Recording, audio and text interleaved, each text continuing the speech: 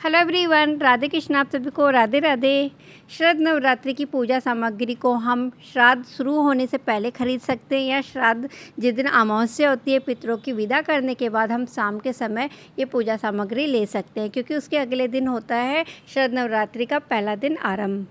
यहाँ पे सबसे ज़रूरी बात बता रही हूँ कि श्राद्ध शुरू होने से पहले हमें पूजा की सामग्री ले लेनी चाहिए, नहीं तो आप जिस दिन श्राद्ध का आखिरी दिन होता है अमावस्या की पूजा करते हैं, पितरों की हम विदा करते हैं, उसके बाद शाम के समय हमें ये सारी चीज़ें खरीदनी चाहिए पूजा की सामग्री, क्योंकि उसके अगले दिन ही श्राद्ध नवरात्रि का पहला दिन स्टार्ट होता है। तो यहाँ पर पहला दिन की पूजा के लिए हमें एक दिन पहले से तैयारी करनी होती है, तो इसलिए यहाँ पर हमें पहले से तैयारी करके रखनी चाहिए सारी पूजा की।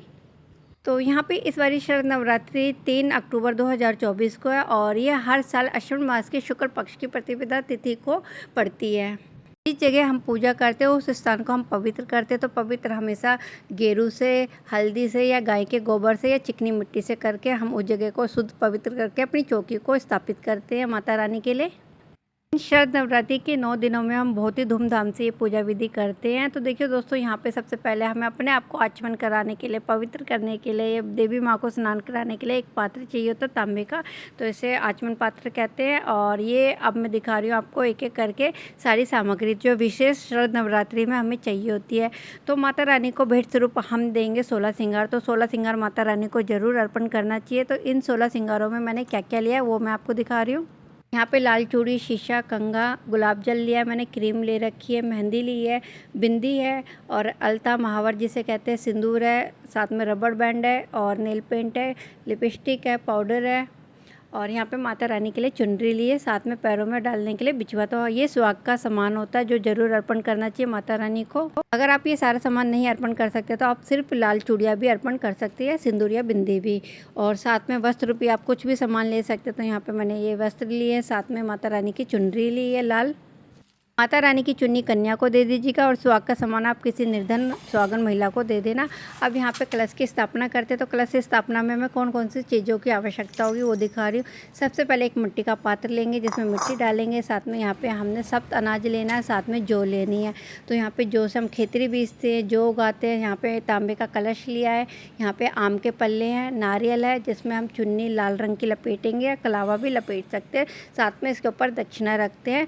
और यहाँ पे ये कलश की स्थापना जब हम पूजा करते हैं ना, तो कलश के अंदर हमें साथ में गंगा जल ज़रूर मिलाना है। गंगा जल के साथ साथ हमें इसमें कौन कौन सी शुभ वस्तुएं डालनी है वो मैं आपको दिखा रही हूँ। तो यहाँ पे हल्दी की गांठ है, पीली कोड़ी है, सुपारी है, दक्षिणा है और यहाँ पे गोमती चक्र है। तो ये सारी चीज़ें हम यहाँ पे कलश के अंदर स्थापित करते हैं, कलश में डालते हैं, साथ में दुर्वा और फूल और अक्षत, रोली, सिंदूर, ये सब चीज़ें डाल के कलश को स्थापित करके पूरी विधि पूर्वक से हम ये वरुण देवता का आगमन करके यहाँ पे पूजा विधि आरंभ करते हैं।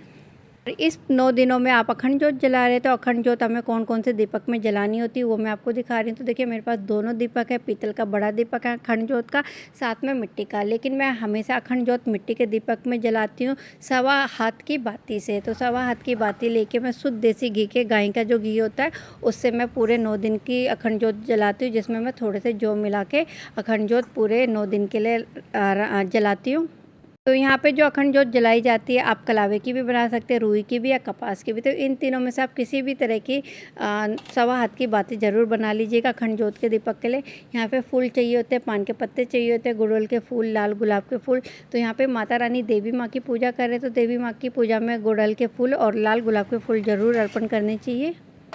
इस शरद नवरात्रि में हमें पूजा की विशेष सामग्री कौन कौन सी लेनी है आपको दिखा रही हूँ। तो देवी माँ के 9 दिन की पूजा के लिए हमें सारी चीज़ें जो भी चाहिए वो मैंने एक थाल में रख ली। तो देखिए सबसे ज़रूरी होती है हरी इलायची, लौंग, पान के पत्ते पे हम बीड़ा बना के देते हैं, साथ में रोली और हल्दी लेंगे, साथ में हमने यहाँ सुपारी, हल्दी की गांठ ली है गणेश जी भगवान जी के लिए, कलश के लिए। और इस तरीके के इत्र लेंगे, आप इत्र कोई सा भी ले सकते हैं। तो यहाँ पे गुलाब का इत्र, मोगरा का इत्र ज़रूर लेना चाहिए देवी माँ के लिए। यहाँ पे अबीर है मेरे पास, गुलाल, और माता रानी को अर्पण करने के लिए मैंने यहाँ प्रसाद लिया है। तो बूरा है, यहाँ पे पताशे है। तो देवी माँ को हमें पताशों का भोग देना चाहिए, साथ में पंचमेवे का। और ये मीठा जो मैं आपको दिखा रही हूँ, ये वाले प्रसाद माता रानी को अर्पण किए जाते हैं नवरात्रि की पूजा में। और शहद पान के पत्ते पे डाल के हम लौंग के 2 जोड़े, साथ में इलायची, गुड़, पंचमेवा, इसे हम अर्पण करते हैं हर रोज़ देवी माँ को। और मंत्र का जाप भी ज़रूर किया जाता है। जब हम ये जाप करके ये माता रानी को भेंट स्वरूप देते हैं ना, इससे असीम कृपा हम पे बनी रहती है माता रानी की। इसलिए हमेशा शरद नवरात्रि हो चाहे चैत नवरात्रि या गुप्त नवरात्रि, माता रानी को पान के पत्ते पे ये सारी चीज़ें अर्पण करके ज़रूर देनी चाहिए मंत्रों के साथ। और गणेश जी की पूजा के लिए देखिए लाल सिंदूर लिया, माता रानी के लिए लाल सिंदूर, साथ में जनेऊ लिया है। वरुण देवता यानी कि कलश की हम पूजा स्थापना करते तो उनके लिए भी हमने ये जनेऊ लिया। और यहाँ पे इस पूजा में 5 रत्न की पूजा ज़रूर की जाती है। तो मेरे पास ये पंच रत्न है। तो पंच रत्न की पूजा नवरात्रों में लक्ष्मी माता की पूजा यानी कि जब हम दिवाली की पूजा करते तो उस समय भी इन 5 रत्नों की हम पूजा करते हैं। और यहाँ पे मैं पंचरत्न की जब पूजा करती हूँ तो नवरात्रों में भी करती हूँ, साथ में धनतेरस वाले दिन और दिवाली वाले दिन। तो ये विशेष पूजा होती है नवरात्रों, धनतेरस और लक्ष्मी माता की पूजन में। तो इसकी विशेष पूजा जो होगी मैं आप लोगों के साथ सेपरेट वीडियो ज़रूर शेयर करूँगी अपने चैनल पे। दोस्तों अब बारी आ जाती है पाठ की। तो हम पाठ करते हैं दुर्गा चालीसा का, साथ में दुर्गा सप्तशती का। तो जितना समय आपके पास होता है उस हिसाब से अपनी ये पूजा कर सकते हैं। यहाँ पर मैं दुर्गा चालीसा, दुर्गा सप्तशती या रामायण का पाठ करना चाहते तो आप वो भी करिए, लेकिन मैं अपने घर में दुर्गा सप्तशती का पाठ करती हूँ, साथ में ये माला का जाप करती हूँ रुद्राक्ष की माला से। हमें हवन करना चाहिए आम की लकड़ियों से, गाय के गोबर से। तो गाय के गोबर से हम पूजा हवन करते हैं। साथ में यहाँ पे माता रानी को जो हवन करते हैं ना, उसमें हवन सामग्री से आहुति देके हम ये 9 दिन हवन करते हैं। नहीं तो आप अष्टमी, नवमी दिन और दशहरे वाले दिन ये हवन पूजा कर सकते हैं। तो देखिए यहाँ पे मैंने गाय के गोबर के छोटे छोटे से दीपक बना रखे हैं, जिसमें मैंने कपूर और सारी चीज़ें मिला के मैंने ये उपले बनाए हैं जिससे हम हवन करते हैं। यहाँ पे साथ में मैंने हवन कुंड ले रखा है। तो हवन कुंड में कपूर डाला जाता है, गूगल लुबान डाला जाता है। मेरे पास ये गूगल लुबान हमेशा रहता है। तो मैं हवन जब भी करती हूँ तो इन्हीं सब चीज़ों से हवन करती हूँ अपने घर में।